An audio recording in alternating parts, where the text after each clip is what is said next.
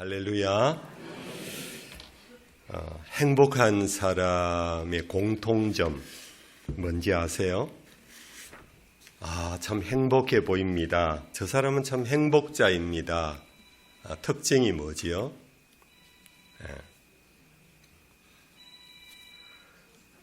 괜찮아요.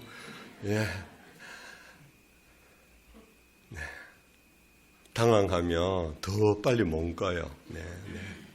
그렇습니다. 그러니까 행복한 사람은요, 여러 가지로 정의하고 표현할 수 있는데, 감사하는 사람이 행복한 사람이에요. 감사하는 사람이 불행한 사람이 없어요. 불행한 것처럼 보여도 그가 감사하는 중에 불행 끝 행복 시작이더라고요. 저는 이번 집회에 와서 참 감사가 또 많이 생겼어요. 여러분들을 만나 뵙는 것 자체가 감사하고요. 제가 상주에도 예천에도 또 이런저런 또 농촌 연합 집회에 다녀봤지만 이곳 간문면 연합 집회만큼 많이 모이지를 않았어요. 근데 오전 공부 시간에도 적지 않게 많이 참여하시고요. 이 밤에도 여러분들 많이 와주셔서 강사로서 행복해요. 그리고 어제는 우리 목사님들께서 특송을 해주셨는데 너무 은혜스러웠고, 오늘 점심 때 우리 이 지역 목사님들하고 사모님들하고 같이 식탁의 기도를 나누면서 대화를 했는데, 제가 우리 목사님들 모임을 일컬어 노회라 그러고, 또 사적인 모임에 가면 좀 목사들끼리 나누는 대화가 따로 있어요. 따로 있는데, 이번에 와서 우리 목사님들하고 오늘 식후에 나눈 대화는요, 아주 수준이 높더라고요. 교파가 좀 여러 다양하니까 신학적 토론까지 하시더라고요. 제 목사님 모임에 학교가 아닌 곳에서 신학적 토론을 하는 거 제가 오늘 처음 보면서 와, 수준 높으시다 그러면서 또 감사하는 마음이 생겼어요. 오늘 둘째 날 저녁에는 또 구야교회에 나는 저렇게 아름다운 우주 여신이 있는 줄 몰랐어요. 첫째, 이름에서 놀랐습니다. 어떻게 우주 여신입니까? 맞죠? 우주 여신?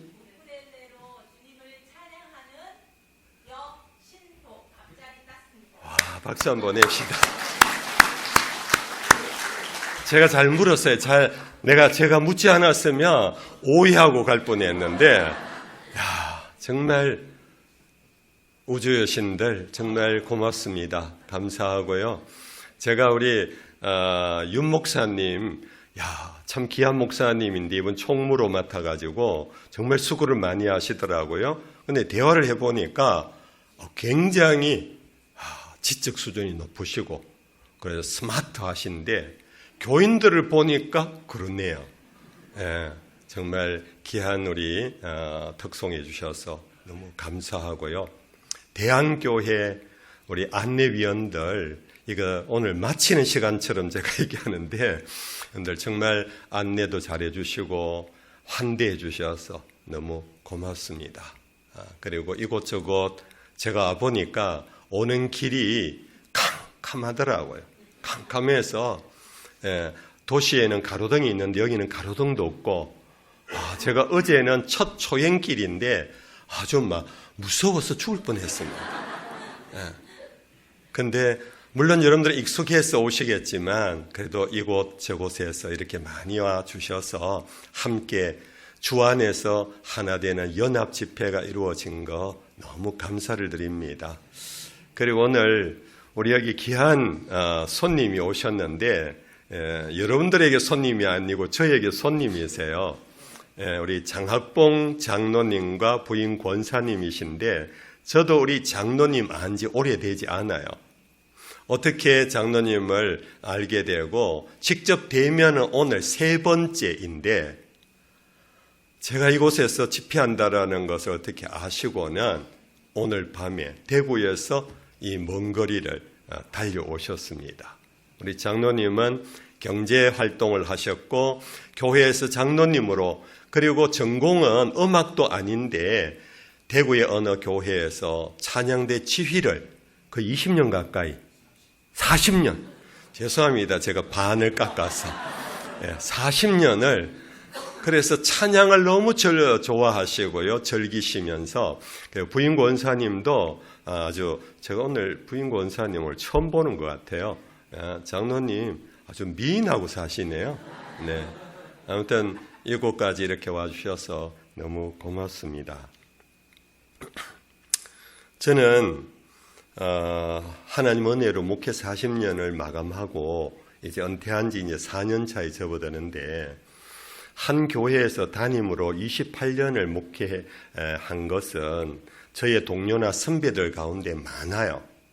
그러나 제 개인적으로 제가 한 교회 28년을 심우했다라는 것 자체를 저는 하나님 앞에 늘 감사해요. 우리 뒤에 목사님들 앉아 계시지만은 목사님들은 아세요. 한 교회 10년을 버티기가 어려워요. 20년 심우하기가 너무 어려워요. 우리 대한교회 임 목사님 20 몇 년이지요? 정말 저로는 정말 대단하신 분이에요. 한 교회 20 몇 년을 그렇게 담임하신다라는 것은. 근데 제가 그렇게 28년을 심호한 것은 버텨낸 것은 아니에요. 늘 감사하면서 지내다 보니까 28년이 지났어요. 제가 돌아보니까 어제도 잠시 제 어린 시절 얘기했지만은 아버지 일찍 잃고 난 다음에 저는 굉장히 마음이 인간적으로 좀 앙칼져 있었어요. 좀 사나웠어요. 제 중학교, 고등학교, 대학교 친구들이요, 요즘 저를 보면 놀래요. 너 영일이 만나 할 정도로. 만나서 대화하면은 처음에는 가만히 제가 듣는데요, 듣고는 꼭 마지막 마무리를 제가 한대요.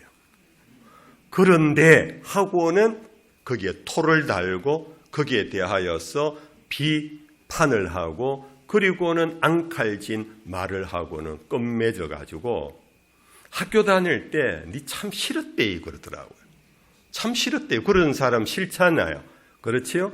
자기가 마무리하려고 그러고 남 얘기 다 했는데 그런데 하고는 반전을 해버리니까 싫지요. 근데 하나님이 저를 신학교 가게 하시고 목회자가 되게 하시니까 제가 얼마나 힘든 길을 갑니까? 그래서 저는 목사가 되는 과정에서 제가 가장 많이 드린 기도가 있어요. 주님, 제가 주께서 부르셔서 목회자의 길을 가는데 양떼들을 돌봐야 되는데 제가 목자의 심정이 없습니다. 저 양떼들을 품에 안고 위로하고 격려하며 함께 울고 웃어야 하는 그런 좋은 목자가 되게 해 주옵소서. 저는 자타가 저를 날카롭고 못됐고 직선적이고 그런 성격이라고 하는데, 하나님 이래가지고 제가 어떻게 목회를 하겠습니까? 하나님 저에게 은사 중에 가장 큰 은사라고 흔히 말하고 있는 사랑의 은사를 저에게 주시옵소서. 그게 저의 기도의 1번이었고 그리고 끝번이었어요.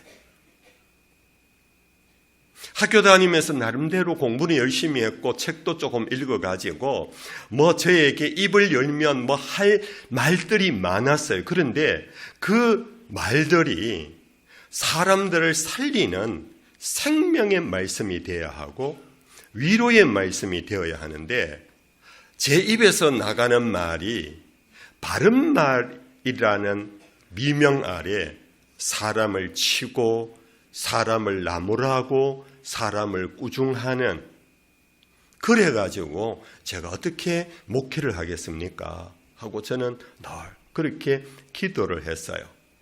하나님께서 저에게 주신 복 중에 여러 가지 많은 복이 있는데요. 그 기도의 응답이 하나 있었는데 그게 뭐냐 하면은 우리 목사님들은 다 아시고 장로님들도 좀 아시고 교회 오래 다니신 분은 좀 압니다. 목회자의 어려움은요. 교인이 둘이면 달라요. 열이면 열 중에 같은 사람이 한 사람도 없어요. 처음 여기에 제가 숫자를 모르겠는데 한 200명이 모였다 하십시다. 200명이면 200개의 인격, 200개의 개체가 있어요. 군에 가면 유니폼을 딱 입으면요. 사회에서 어떤 학교를 나왔든지 어느 집안의 자식이든지 간에 군복을 입으면 똑같아져요. 똑같아지도록 훈련소에서 제식훈련을 시켜요. 우리 남자들 아시죠? 제식훈련이 뭔가? 차렷 열중샷, 그리고 앞으로 나란히 뭐 이런 거예요. 그리고 손 흔들면서 걷는 것, 이런 건데 그걸 통해서 인간 개인성을 빼는 거예요. 나는 갑돌이고 너는 병철이고 이게 군복을 입으면 없어져요.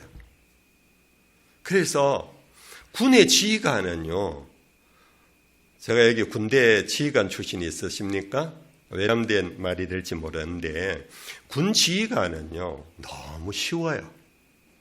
왜냐하면 100명이 100명이 아니에요. 한 명처럼 움직여요. 내가 이런 말을 해도 1번부터 100번까지 똑같이 알아들어야 되고 똑같이 반응해야 되는 게 군대예요.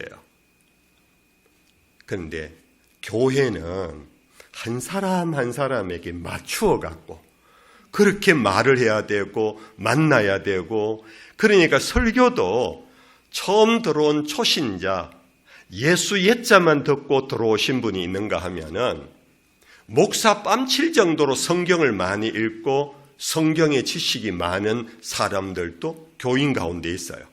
그럼 어느 수준에 맞춰서 설교해야 될지 이게 너무 어려운 거예요.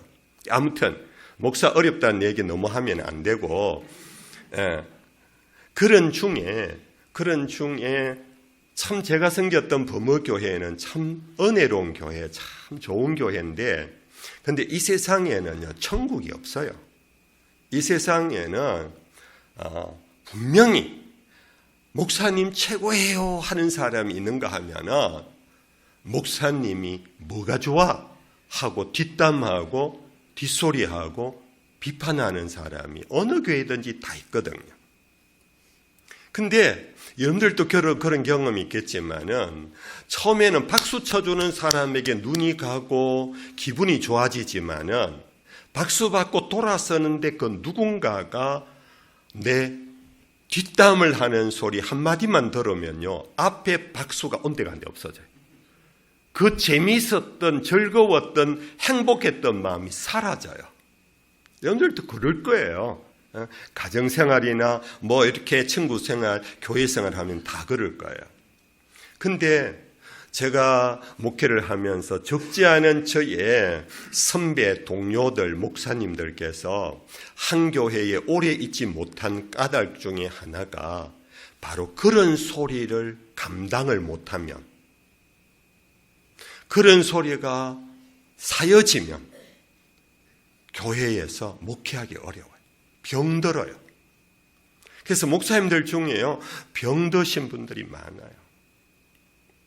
죄송합니다. 여러분들 교회 목사님 건강해 보이지요? 그런데 속에 골병이 많아요.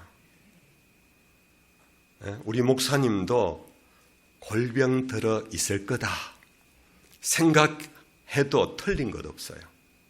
이게 그만큼 다양한 사람들에게 비위를 맞춘다 그러지요.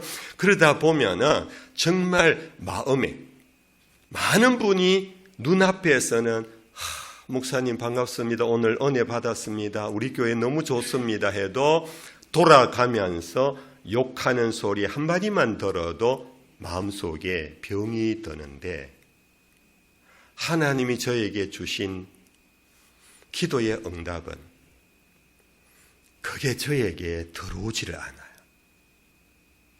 들어와도 하루 저녁 알으면 그 다음 날은 잊어버려요.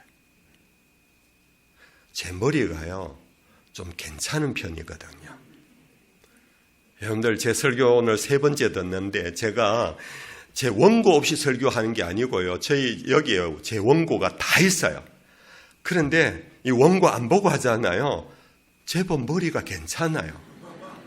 그런데 저에게 뒷담하고 아픈 소리 하는 거 이틀이면은 까먹어요. 까먹으니까 그분을 웃으며 대할 수 있는 거예요.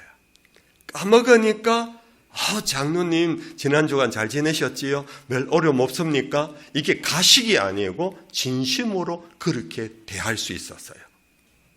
그러니까 28년을 한 교회에서 목회를 할 수 있었던 거예요. 여러분들, 오늘 우리의 삶 속에 불행은 잊어야 할 것을 잊지 못하는 데서 시작돼요. 돈이 없고 건강치 못하고 그리고 세상적으로 뭐 이렇게 내놓으라 하는 삶을 살지 않았다고 해서 불행한 게 아니에요. 오늘 내놓으라 하는 많은 분들도 불행한 분들이 많아요. 행복이라는 이름의 불행한 실제를 살아가는 사람이 많은데 그것의 공통된 점이 뭐냐 하면은 잊어버려야 할 것을 잊지 않고 가슴에 안고 살아갈 때 그는 불행자가 돼요. 근데 과거에 이것이 의학적으로 우리나라에서 표현하지를 못해서 그럼에도 불구하고 정상이 있어서 오래전부터 우리 한국인에게 가장 큰 병 중의 병이 뭔지 아세요? 그렇지요. 화병이에요. 왜 화병이 생기느냐? 버려야 되는 생각을 안 버리고 꼭 넣어놓고 있어요. 특별히 여기 우리 주부 되시는 우리 권사님, 여집사님들이요. 제발 좀 잊어주세요. 시집 오던 그 첫날, 시댁에 인사하러 갔던 그때의 기억 좀 잊어주세요. 내 남편 어리다고 해서 아이가 아니고 결혼한 초년생일 때, 여러분들도 다 그렇지만 남자들도 결혼 처음 하잖아요. 그러니까 어떻게 부부 생활하는지를 또 모르고 어떻게 아이를 놓고 아버지 짓을 해야 하는지도 모르는 게 남자들이 다 힘이 세고 똑똑한 것 같지만은 정말 남자들만큼 바보가 없어요. 그걸 몰라요. 그래서 고약하고 못돼서가 아니라 몰라서 그런 남편들이 많으니까 옛적에 여러분들 마음속에 여러분들 언짢았던 것들, 괘씸한 것들, 내가 결코 잊지 않으리라 했던 것들 오늘 이 밤에 다 성령의 바람으로 날려보내시기를 축복합니다. 그게 있는 이상 말씀이 안 들어요. 그게 내 안에 다 다리를 틀고 있으면요, 성령의 바람이 불어오다가 그냥 문 바깥으로 지나가 버리듯이 가버려요. 우리가 성경 말씀 속에 보면은 우리가 이사야 43장에 너희는 이전 일을 기억하지 말며 옛날 일을 생각하지 말라 그랬어요. 주의 말씀입니다. 강사 목사가 하는 설교가 아니에요. 주의 말씀이에요. 너희들은 이전 일을 기억하지 말며 옛날 일을 생각하지 말아라. 여러분들 동물 중에 어떤 동물을 싫어하고 무서워하나요? 멧돼지인가요? 뱀. 제가요 은퇴하기 전에 나름의 로망이 있었어요. 저는 도시에서 태어나서 지지리도 도시 빈민으로 살았지만은 도시를 떠난 적이 없어서 나는 은퇴하면은 대구 근교에 전원주택을 자그마하게 짓고 거기에서 나는 자연과 더불어 살리라. 그게 제 로망이었어요. 그래서 은퇴하기 전 한 2, 3년 전부터 대구 근교에 청도와 군위 등등 월요일 날 아내와 함께 드라이버를 즐기면서 다니면서 땅 보러 다녔다 아닙니까? 좋은 양지 바른 곳에 여기 와서 집 지으면 좋을 만한 그런 풍경이 있는 곳을 찾다가 우연찮게 유튜브를 봤는데요. 은퇴한 후에 절대 해서는 안 되는 일. 그 중에 하나가 전원주택의 꿈을 버려라. 이유가 뭐냐? 여기 구야교회도 있는데 빈들 9개나 있는 교회도 있지만은 도시에서만 살던 사람은 빈들에 가서 못 산대요. 왜 못 사느냐? 벌레가 많대요. 그리고 이 비가 조금만 와도 잡풀이 막 자라가지고 그 제초 작업하는 게 보통 일이 아니래요. 그냥 영화에나 나옴직한 아주 갑부들의 그 전원주택의 그 푸른 잔디밭 그걸 상상하고 내가 전원주택 짓다가는 그냥 1, 2년 안에 허리 다 나가고 무릎 다 나간대요. 근데 그것보다 더 제가 포기한 이유 중에 하나는 전원주택 짓고 나가면은 언제 어느 순간 자기 옆을 지나가는 뱀들을 본대요. 제가 뱀을 너무너무 싫어요. 너무너무 싫어요. 제가 군대에 있을 때요. 제가 군종사병으로 있으면서 그 부대교회를 섬겼는데 부대교회가 부대 바깥에 위병소 바깥에 민간인들이 지어준 교회에서 민간인들과 군인들이 함께 교회 생활을 했던 그곳에 제가 사찰집사 겸 교육전도사 겸 군목 목사님이 들어오지 않으면은 전임전도사 겸 해서 온갖 일을 다 했는데 그러니까 그곳에 있다 보니까 훈련도 잘 안 받고 군인 같지 않은 생활을 했어요. 근데 그럼에도 불구하고 너무 싫었던 것이 뭐냐 하면은 예배당 문만 열고 나가면은 어김없이 뱀이 거기에 한두 마리 있는 거예요. 더구나 우리는 창세기의 뱀을 기억하잖아요. 아담과 하와를 유혹해가지고 인류를 죄악에 빠뜨리고 사망의 권세 아래 놓이게 한 그 뱀. 그래서 우리 교인들은 더더구나 싫어해요. 근데 너무나 이상한 것은 예수님께서 제자 둘씩을 짝을 지어서 전도하러 보낼 때에 뭐라고 말씀하셨나요? 내가 너희를 보냄이 어린 양을 누구에게 보낸다? 이리떼 가운데 보내는 것과 같다 하고 우리 주님이 염려하셨어요. 우리 주님은요, 우리가 세상살이가 편안하고 내가 그렇게 복 줬는데 뭐가 그래 불편해? 그렇게 하시는 분이 아니세요. 우리가 세상으로 나가면은 우리 주변의 이리떼들 안에서 우리가 살고 있다라는 것을 우리 주님은 너무 잘 알고 있어요. 글쎄 우리가 염려하기 전에 주님이 염려하고 있음을 믿으십시오. 그것이 우리가 세상에서 얻지 못하는 위로 중에 위로예요. 아무튼 그렇게 말씀하시면서 제자들에게 있어야 할 두 가지를 당부하셨어요. 그게 뭡니까? 비둘기와 같이 순결하고 뱀같이 지혜로 하라.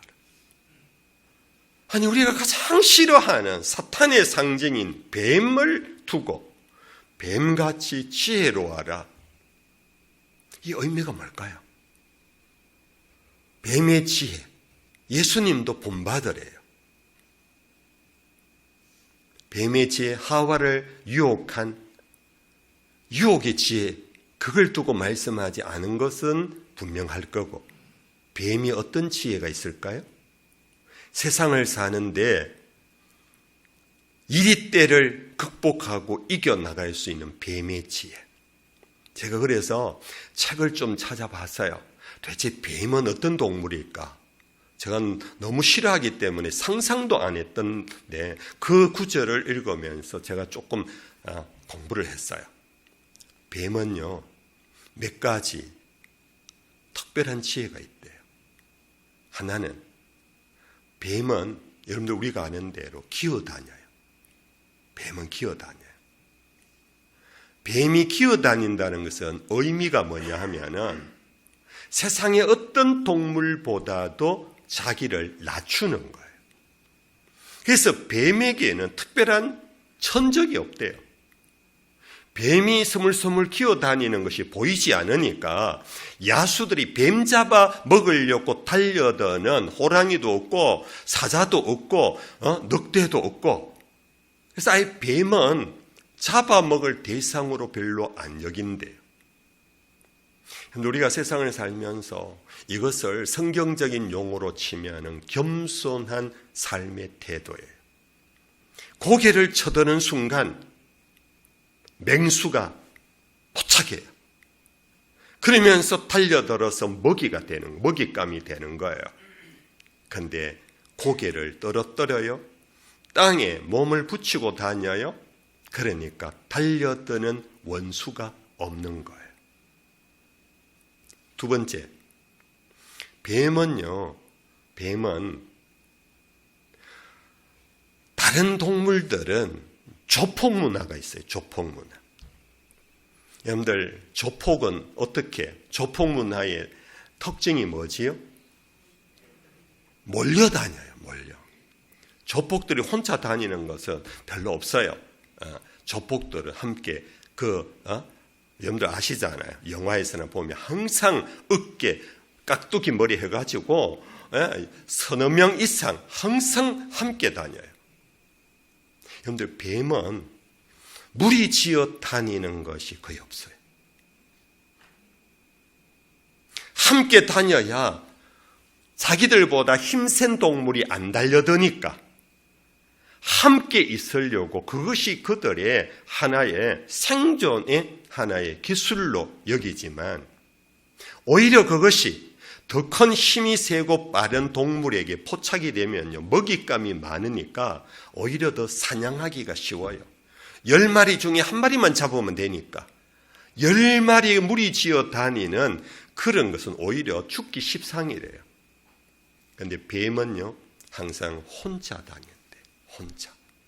그러니까 별로 다른 맹수들이 관심을 안 둔대요. 다른 말로 좀 은유적으로 제가 그것을 보면서 하나 깨달은 것은, 다른 동물들은 더불어 함께해야 생존하지만 뱀은 홀로 설 줄 아는구나. 여러분들, 오늘 이 세상에서 홀로 설 줄 아는 지혜가 없으면요, 정말 살기 어려워요.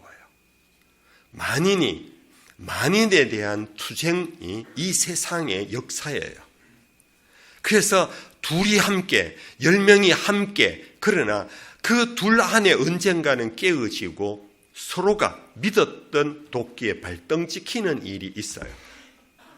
여러분들, 홀로 설 줄 아는 믿음과 지혜가 있기를 바랍니다.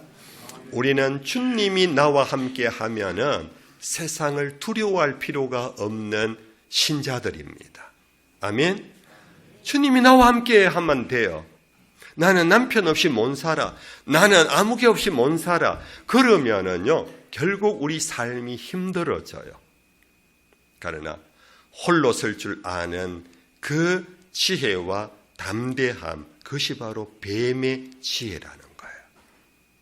하나 더 제가 발견한 것은요, 뱀은 땅을 기어다니니까 얼마나 더러워요. 땅에 온갖 작은 곤충들, 병충해들이 많잖아요. 그렇죠? 그런데 이 뱀은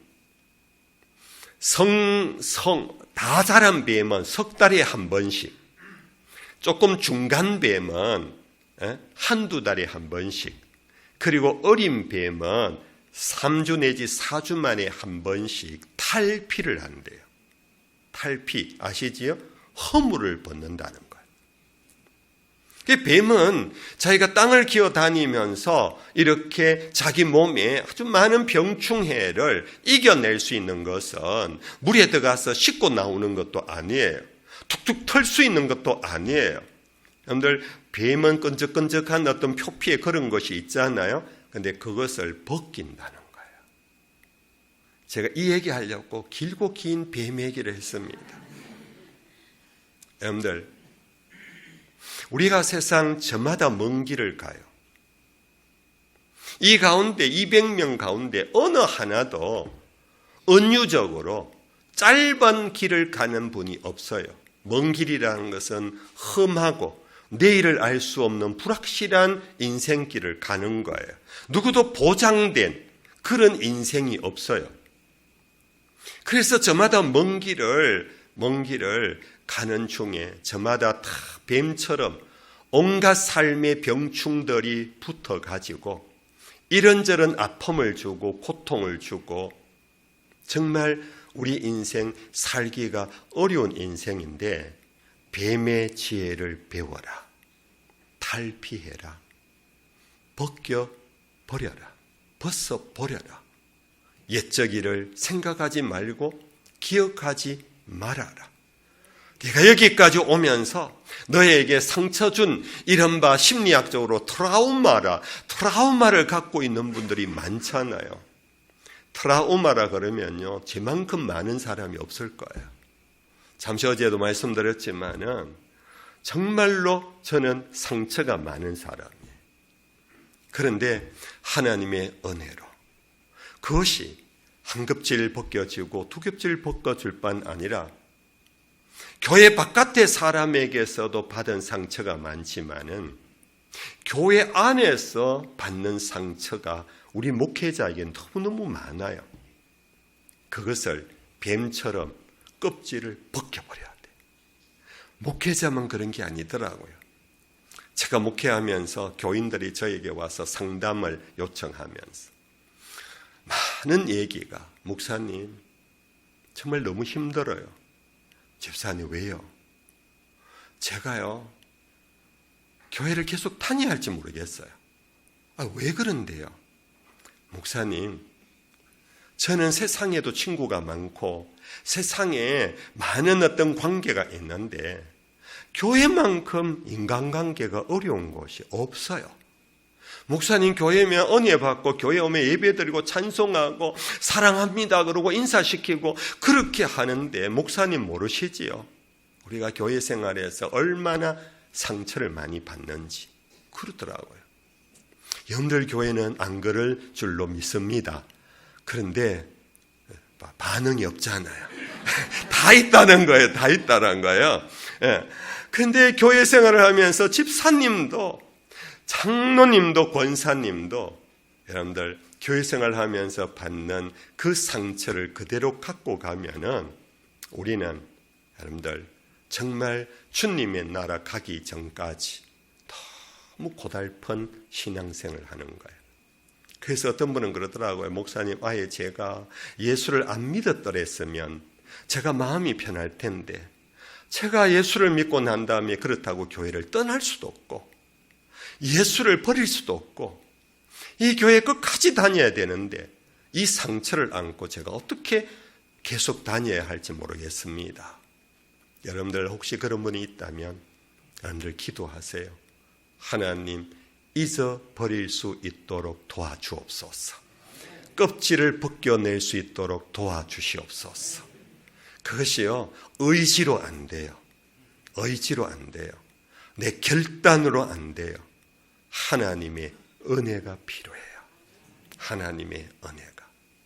자, 그러면 이 하나님의 은혜가 어떻게 역사하는가? 하나님의 은혜가 오면 그냥 물처럼 와서 내 나쁜 생각 싹 씻어주고 불처럼 와서 태워주고 그런 것은 아니거든요. 하나님이 나에게 은혜를 주셔서 그 아픔의 상처 그리고 내 인생길에서 정말 여러 가지 많은 질고들을 그것을 벗겨내려면 나쁜 기억들을 벗어내려면요 내가 살아오면서 좋은 일들도 있거든요. 좋은 일들이 한두 가지는 있거든요. 여러분들 그것을 붙잡으셔야 돼요. 그것을 잊지 않아야 돼요. 하나님이 날 사랑하셨다라는 그 복음을 내가 깨달은 것, 그것 하나를 붙잡으셔야 돼요.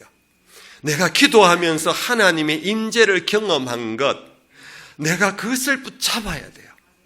내가 목사님들 통해서 받은 은혜의 말씀, 그것이 나에게 소망이 되었던 말씀을 붙잡아야 돼요. 그것을 붙잡는 중에 그것이 30배, 100배로 커지면서 어둠을 몰아내요.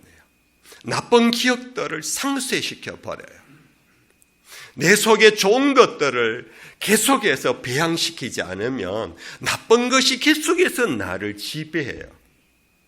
무슨 말씀인지 이해가 되시지요? 여러분들, 나쁜 것을 지워내려면 좋은 것이 들어와야 돼요. 그 좋은 것이 하나님이 지금까지 나에게 역사하셨던 은혜의 기억을 붙잡는 거예요. 그래서 성경에는요, 너희는 이전 일을 기억하지 말라, 옛날 일을 생각하지 말라, 그러면서 너무나 이상하게 똑같이 말을 바꾸었어요. 똑같이 이사야서 46장 같은 선지자의 글에서요, 46장에서는 이렇게 말해요. 한번 따라합시다. 너희는 옛적 일을 기억하라. 여러분들, 옛적 일을 잊어버리라고 43장에서 말하신 하나님이 46장 석장 뒤에는 옛적 일을 기억하라고. 근데 기억하라 하는 그 옛적 일이 뭐냐 하면은 그 가운데 가장 대표적인 것이 나는 하나님이라. 나 외에 다른 이가 없느니라. 나는 하나님이라. 나 같은 이가 없느니라. 우리 방송실 직원 어떻게 바로 성경 구절을 우리 한번 읽어볼까요? 시작.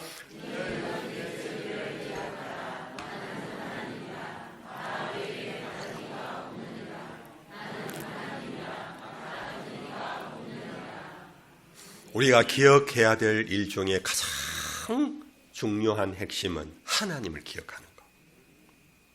이 세상 어디에도 내가 믿는 하나님 같은 분은 없으시다.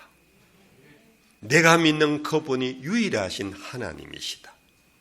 그러므로 내가 지금까지 먼 길을 걸어오면서 살아온 모든 일에 사탄도 나를 공격했지만은 하나님은 나를 떠나지 아니하시고 나를 눈동자같이 여기시고 나를 사랑하셨다. 그분이 내가 믿는 하나님이시다. 믿으시길 바랍니다. 그런데 우리가 잘 아는 그 이야기의 욥이요, 동방의 의인이며 최고의 부자였어요. 그가 가진 재물 성경에 보면 양떼와 소떼와 낙타떼가 수천 결이었어요. 요즘도 소 10마리면 나름 부농이잖아요. 그런데 옛적의 고대 시대에요, 소와 양떼와 낙타가요 수백 결이 수천 결이, 그만한 부자가 없었어요. 그리고 좋은 아내를 얻어서 자식을 열이나 놓은 자식 농사도 너무 잘했어요. 이 자식들도 아버지를 따라서 의인의 후손답게 모여서 늘 제사드리고 예배드리는 자식들이었어요. 그리고 자기도 세상 살아가는데 불편이 없을 정도로 아주 건강한 사람이었어요. 그런데 어느 날 갑자기 하나둘 다 사라지기 시작했어요. 그 많던 양떼와 소떼와 낙타떼들이 다 외적에 와서 훔쳐가고 죽이고 사륙당하고 다 내 손에서 떠났어요. 그렇게 자랑스러웠던 내 자식들 10명이 모여서 형제 위에 있게 잔치를 벌이는데 천둥과 번개가 쳐서 자식들이 하루 아침에 목숨을 다 잃어버렸어요. 여러분들, 이거는 우리가 성경에 있는 얘기니까 그냥 말하는 정도잖아요. 그런데 여러분들, 이 중에 어느 하나라도 내 삶에 일어난 사건이라면 우리는 그냥 세상 그냥 하직하고 싶을 거예요. 근데 욥은 그걸 다 잃었어도 절망하지 않았어요. 그러니까 사탄이 또 하나님 앞에 제가 아직 하나님이 저의 목숨을 건드리지 않으니까 아직 저렇게 산다고. 그래서 하나님이 목숨은 건드리지 말고 몸은 네가 마음대로 해라. 그래서 욥에게 머리끝에서 발끝까지 피부가 성한데가 없는 진물이 나고 각질이 일어나고, 그래서 건지럽다는 말이 경상도 사투리입니까? 가려워 견디지 못해서 여러분들 기왓장으로 몸을 뻑뻑뻑 24시간을 긁어야만 살아가는 그런 인생이 되었어요. 그것을 본 아내가 자식 10명 놓고 행복하게 당신밖에 없어 했던 아내가 그 남편의 모습을 보고 징그러워 견디지를 못하고 저주하고 죽으라 하고 남편을 그렇게 저주하고는 도망을 쳐버렸어요. 그때 의인이었고 부자였을 때 친구들이 여러분들 친구들 많은 사람들 있잖아요. 힘이 세면 친구가 많아요. 친구가 많은 그 친구들이 찾아와서 욥이 그런 모습을 보고 욥을 향하여 저주하고 힐난했어요. 네가 죄가 없으면 이런 일이 있겠냐? 그러면서 죄를 마치 자기가 하나님인 것처럼 죄를 나무라고 꾸중하고 그랬어요. 이제는 욥은 어느 하나 해 아래 기댈 곳이 없어요. 그럼에도 불구하고 욥은 뭐라고 반응했나요?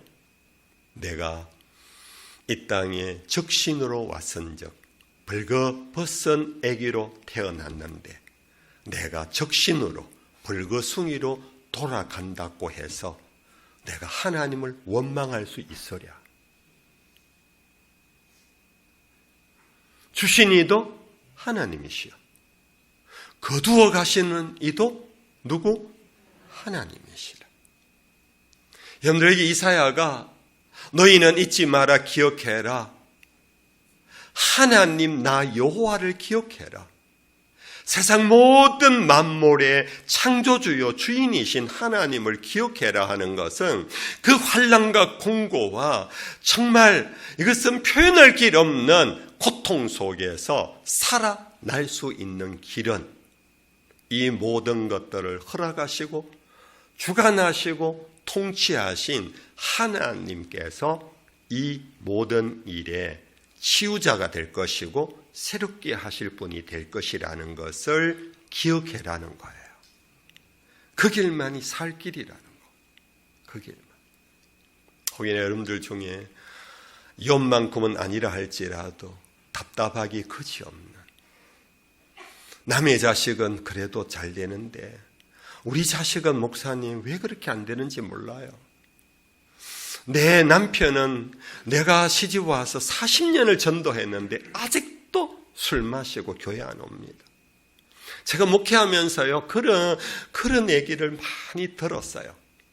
그런데 그런 분들 중에는 결국은 이기지 못하고 포기하고 그냥 고통으로 끝나는 성도가 있는가 하면요, 또 어떤 분은 끝끝내 남편을 전도하고 세례받게 하고 집사되게 하고 교회의 신실한 예배자가 되게 하는 승리자도 저는 많이 봤어요.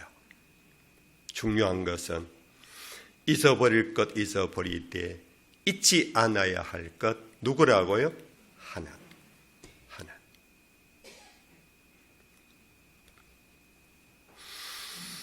그런데 이 하나님께서 우리 인간의 연약을 아셨어요.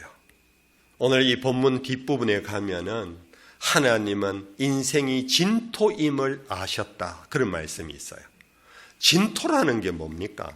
그냥 땅에 바람 불면은 온데간데 없이 휘날려 갈 그런 티끌이라는 거예요. 지금은 내가 굳센 믿음으로 승리자가 되어 있는 것 같지만 언제 어느 순간 무너질지 모르는 것이 우리 인생임을 하나님이 아시고, 그리고 기억해라 해도 그 기억을 며칠 지나면은 다 잊어버리는 그런 존재임을 아시고 하나님이 당신의 백성에게 기억할 수 있는 길을 마련해 주셨어요. 그게 뭘까요? 그게 이스라엘 구약시대 때는 이스라엘 백성들에게 율법으로 절기를 세우도록 하셨어요. 너희들은 종되었던 땅 애굽을 잊지 말아라. 그러나 그곳에서 너희들이 어떻게 구원받았음을 기억하기 위하여 유월절을 지키라. 1년에 한 번씩 유월절을 통하여서 어린 양의 피를 문설주에 발라 그 죽음의 재앙이 패스오버 지나가는 유월이라는 게 담을 지나간다, 문지방을 지나간다 그 뜻이거든요. 사망의 죽음의 기운이 어린 양의 보배로운 피를 보고 지나간 것을 너희들이 기억해라. 이게 유월절이에요. 그래서 이 절기를 통하여서 당신의 백성들이 하나님이 과연 우리의 구원자이시구나, 하나님이 우리를 종되었던 땅에서 430년 노예 생활을 하던 우리를 해방시키신 분이시구나, 그걸 유월절을 통하여 기억하게 하셨어요. 또 하나님은 맥추절을 또 세워주시면서 너희들이 종되었던 땅에서 갖고 나왔던 양식이 다 끝났을 이후에 하나님은 하늘에서 메추라기를 주시고 만나를 주시며 너희들의 굶주림을 그리고 반석에서 물을 내심으로 너희의 목마름을 해갈시켜 주신 나 여호와를 기억하면서 너희들이 처음 씨를 뿌려갖고 농사지은 그 열매를 얻으면서 단순히 너희의 농사에 내 땀 흘림의 수고의 열매라 생각하지 말고 이 모든 것이 나 여호와가 너희에게 준 양식이라고 기억해라. 이게 맥추절의 의미예요. 그래서 살다가 보면 너희들이 부요함에 처할 수도 있고 가난함에 처할 수도 있고 너희가 너희 나라에서 살 때도 있지만 또다시 나라가 망해서 디아스포라 나그네로 살 때가 올 수도 있다. 그러므로 너희들은 초막절을 지켰어. 본래 너희들은 광야의 사람들이었어. 광야의 뜨거운 태양 아래서 낮에는 너희들이 너무 힘들었고 밤에는 너무 추운 사막의 열기 속에서 너희들이 살아남았던 것은 낮에는 무슨 기둥? 구름 기둥으로, 밤에는 무슨 기둥? 불 기둥으로 너희를 지키고 인도한 나 여호와를 기억해라.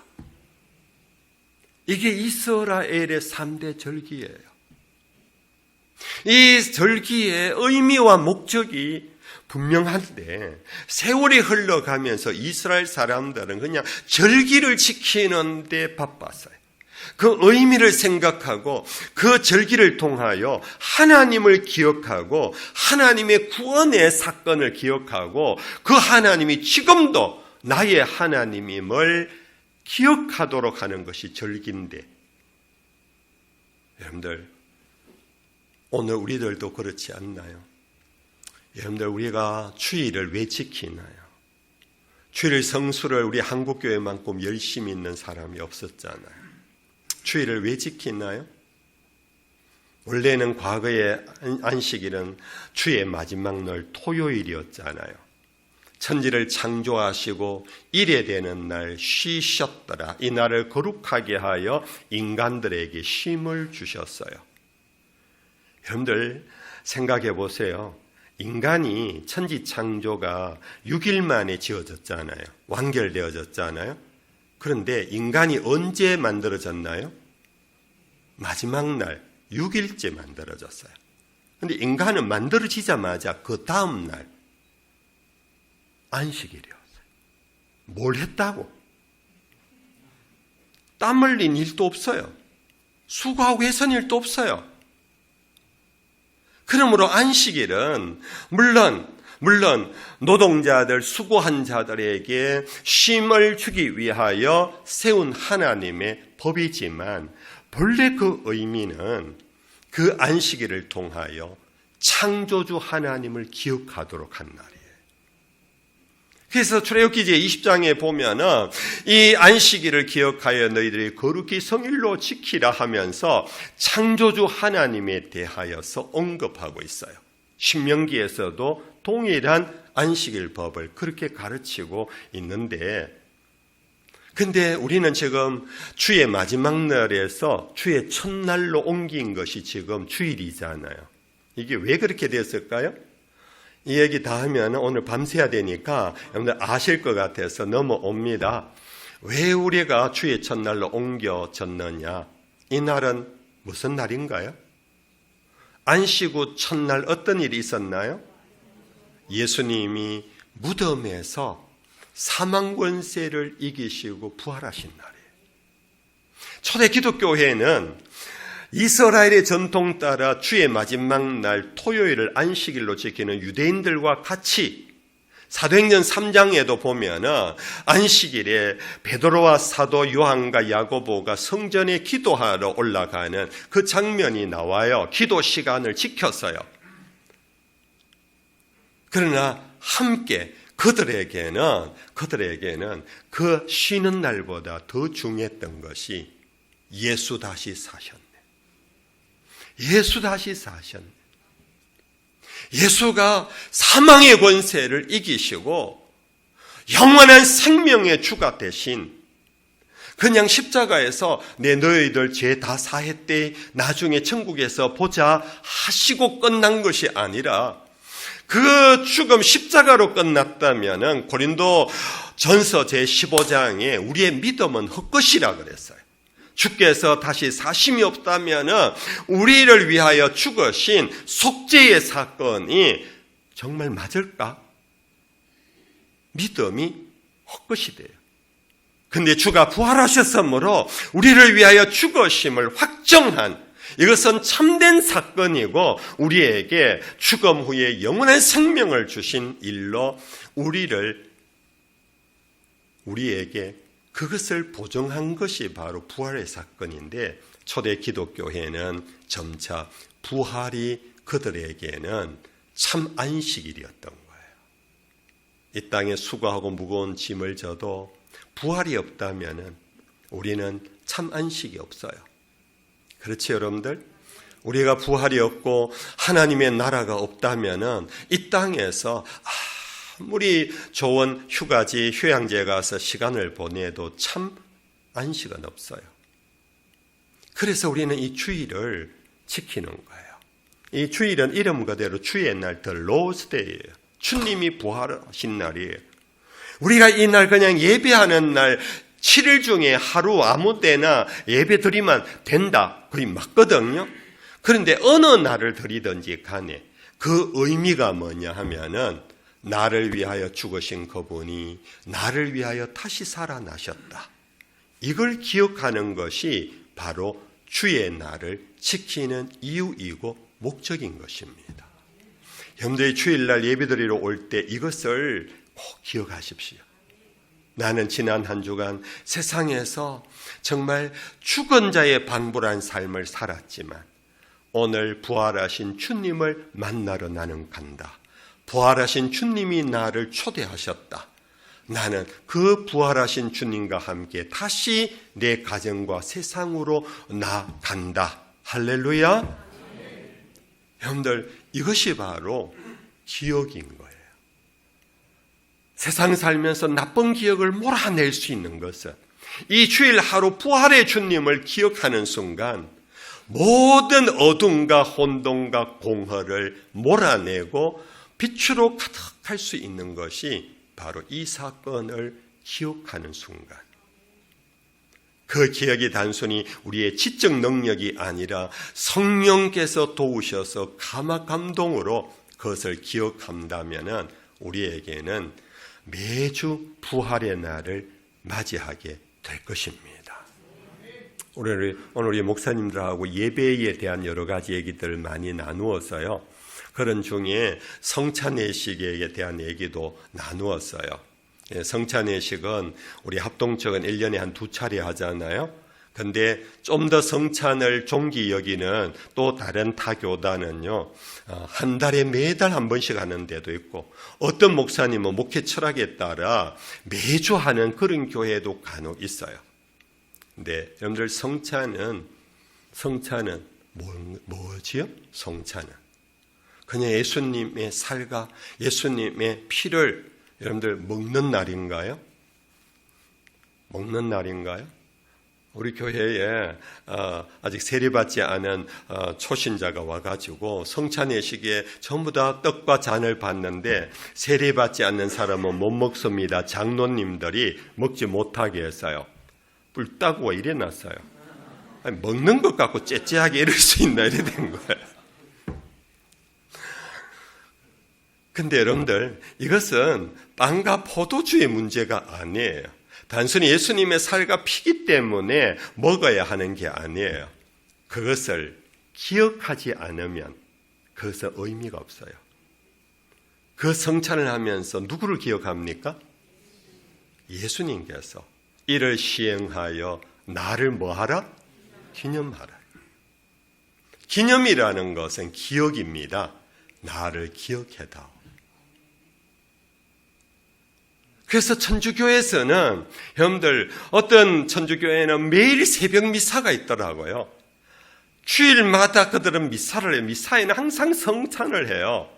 제가 천주교 홍보하려고 하는 거 아닙니다. 아무튼 성찬의 의미가 뭐냐?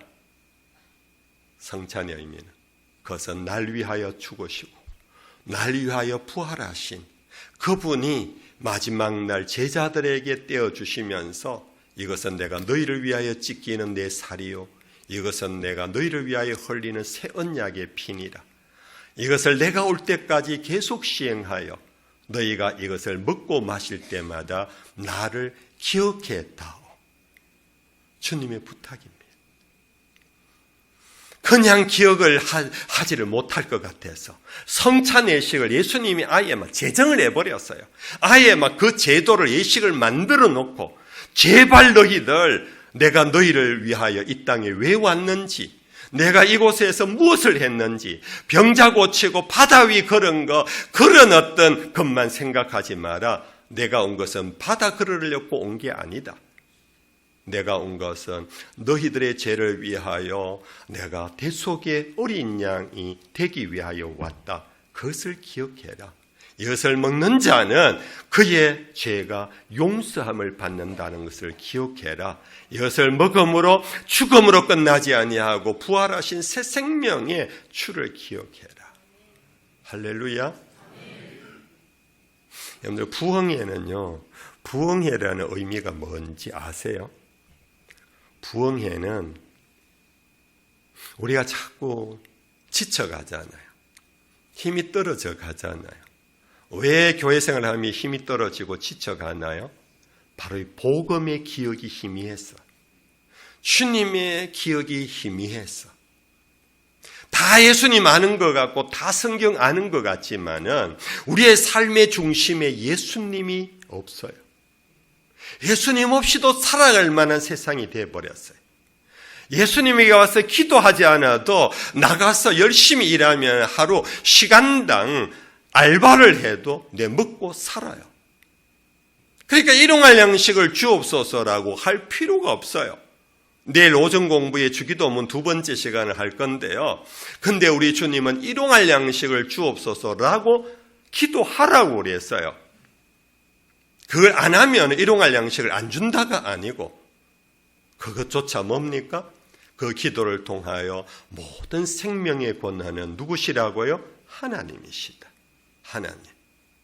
그것을 기억해야 하는데 우리가 오늘 풍성한 물질 세계 속에서 먹을 것 다 있고 입을 것 다 있고 그할 집이 있으니까 창조주 하나님을 잊어버려요.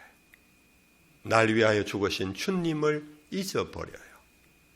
여러분들 이런 집회를 통하여 처음 사랑을 회복하는 거예요. 부흥회라는 것은 리바이벌이에요. 되살린다라는 뜻이에요. 되살린다. 무엇을 되살리느냐? 찬송 미적미적 하다가 이 부흥회에 와서 내가 찬송 다시 뜨겁게 하게 되었다. 물론 그것도 그 회복의 한 모습이에요.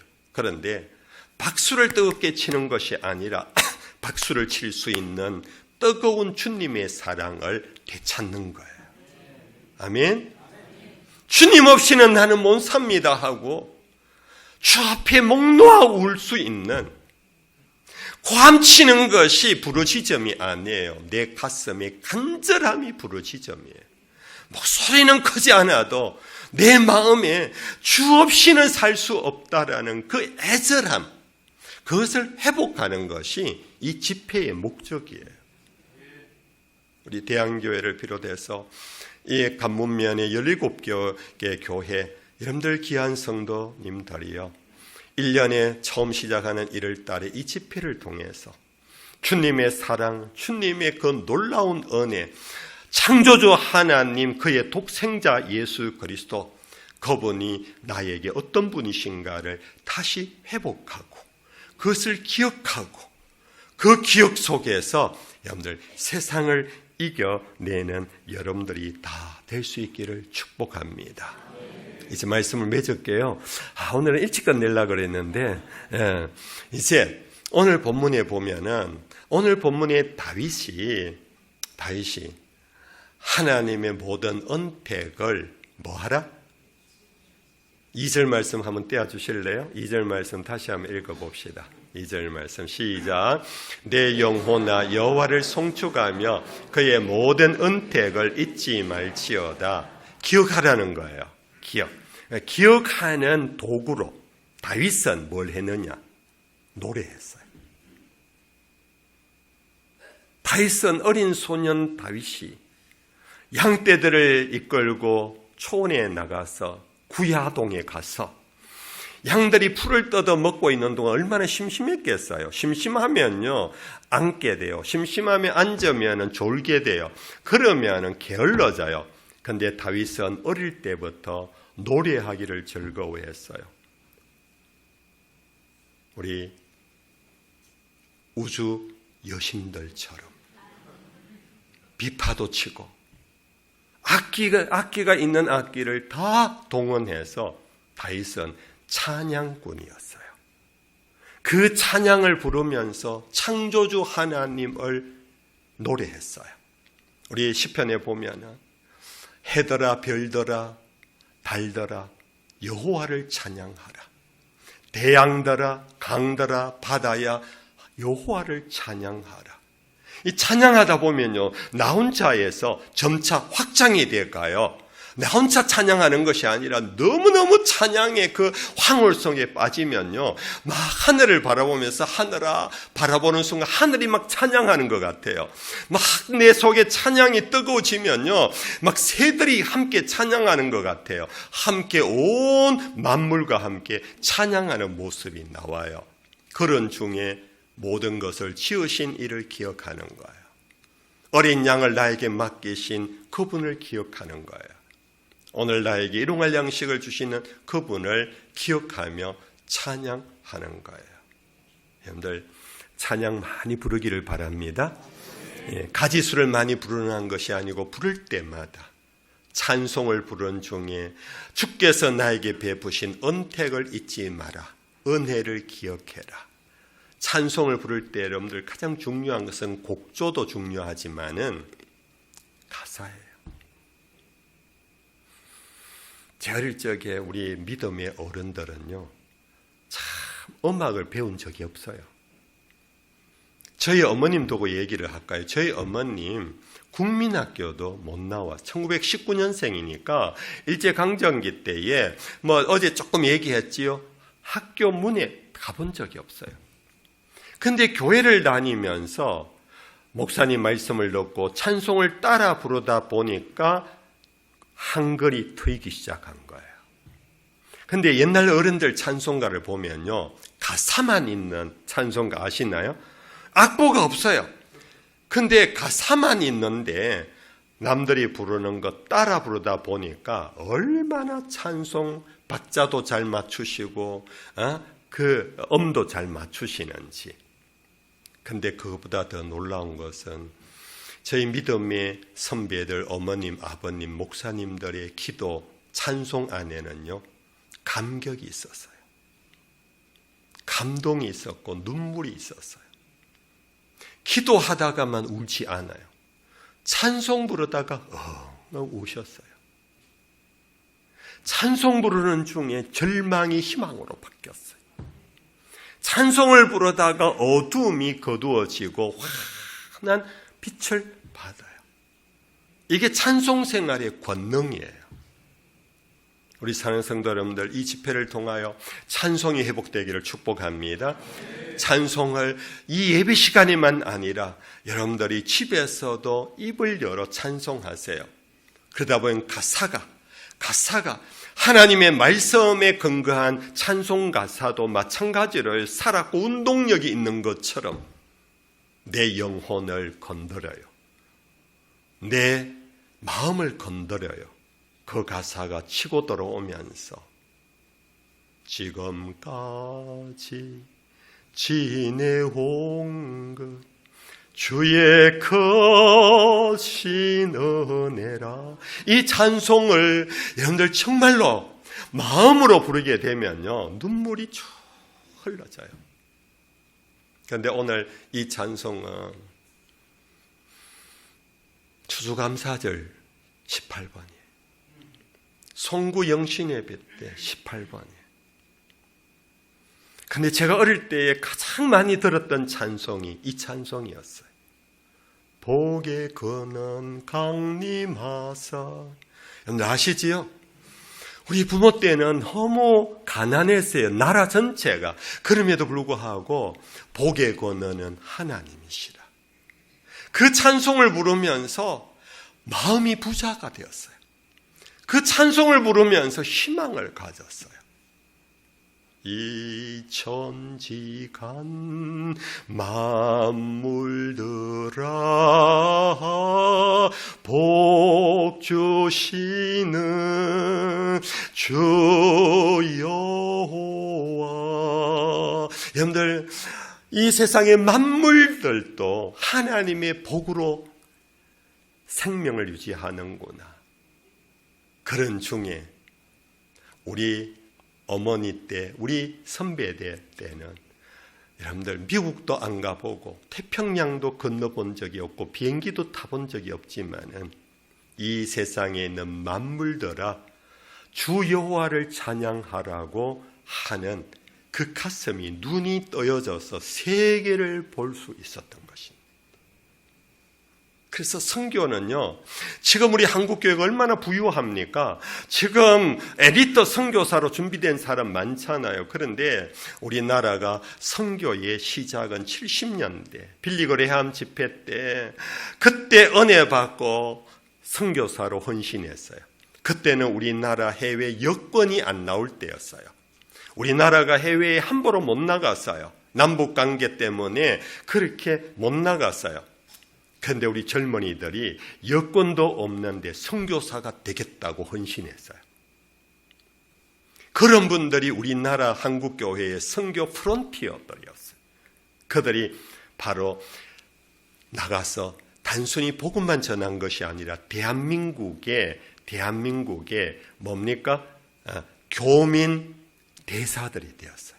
대한민국을 알렸어요. 대한민국이 어디 있는가를 알렸어요. 대한민국의 영역을 확장시켰어요. 누가요? 복음을 들고 땅끝까지 바다끝까지 가야겠다라는 그 꿈을 가지신 분들 때문에 말씀을 맺어요. 눈을 감고 오늘 받은 말씀 중에 여러분들 마음속에 머릿속에 담겨진 한 구절이라도 붙잡으십시오. 그것은 제가 요약해 드려도 괜찮을 정도로 제가 오늘 한 가지만 말씀드렸습니다. 잊을 것 잊고 기억할 것 기억하자. 세상에 나에게 상처 입었던 지나온 걸음 속에 마음속에 한을 내어버리고 잊어버리자. 나에게 미움의 대상, 내 속에 정말 원수 같은 사람 잊어버리게 해 주시옵소서. 그러나 내 힘으로 안 됩니다. 주님이 나에게 주셨던 은혜를 기억하게 해 주옵소서. 주님은 나에게 한량없는 은혜를 베푸셨고 예수 안에서 새로운 피조물이 되게 하셨어. 하나님의 자녀의 권세를 주셨는데 주님이 나에게 베푸신 은혜를 하나하나 기억나게 하셨어.